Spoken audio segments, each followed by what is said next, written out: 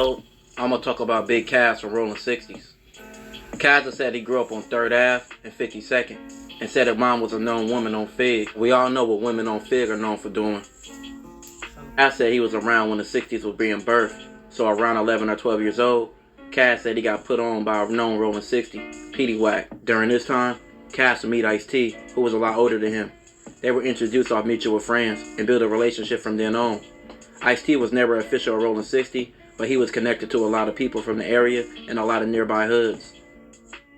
Along the years, Caz would do a lot of things to get money, and by the age of 19, he would say he was running the streets and making money selling dope, something he said he got stuck to, making $1,900 in his first night. Caz would say the streets was no joke, and with trying to hustle, he was trying to make money everywhere. This led to him trying to make some money in the BPS's turf, which led to him getting shot and getting chased out their hood. Caz would continue to run the streets all through the 80s and the 90s, and he would say he sold dope to many athletes and famous people like Norm Nixon, Magic Johnson, Debbie Allen, Curtis Blow, and Kelsey Grammer.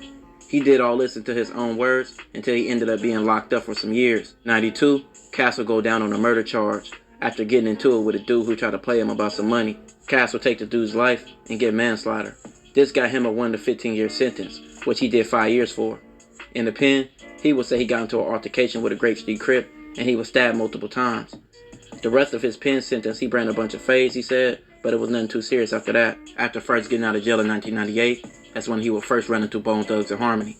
He said he took one of their chains and one of them came back for him, so that gained his respect and built their relationship from there on. Caz would say that's when he decided to give music a try for the first time after linking back up with Ice-T.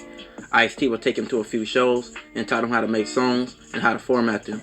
This led to Ice-T taking him to different labels to try to get him a deal and brought him to sign with rapper MC Search. By this time, he would drop an album which made a little noise. MC Search paid him out some money, which in his words, he got it back in blood. Caz would then become a part of Bone Thugs group, Mo Thugs, and be a founder of Mo Thug Records. Caz would continue to do music and do music with artists like Corrupt, Mac 10, Goldie, Akon, Ice-T, and several others. All throughout the 2000s, he would be behind the scenes making moves in the industry, even creating a movie about his life called Glass. Caz would leave Cali and start a new life in Arizona after liking it after being with Ice-T and liking the environment. There he would get into motorcycles and basically become a biker. He still continued to do music, but faded back from the industry. The last few years, he has been seen back in the spotlight and doing several interviews. Now everything I done said in this so far has been from his own words, but there's multiple people out there saying he's a complete joke and everything he says is a lie.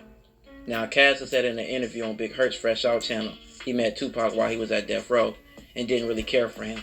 But how is that possible if Tupac died in '96 and got on death row around that time, and Caz got out in 1998? That's what Reggie Wright said. Then Reggie Wright, the ex-police officer, exposed his prison sentence and said it was fake, and he was saying he didn't even have a legit CDC number. Reggie Wright would even bring up Caz man boobies. Caz was on an episode of Botched trying to downsize his man tits.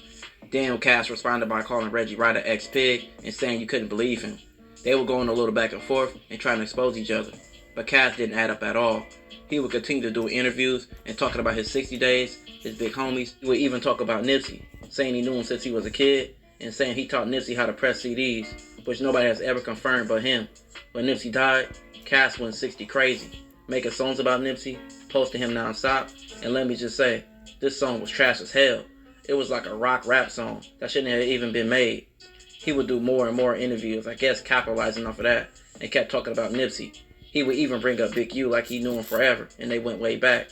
Then in the Kev Mack interview, Big U was asked about Caz, and Big U, a valid Rolling 60 legend, called Caz a weirdo, basically stating he was not from 60s, and he only met him once. So with that, take it as you will. Caz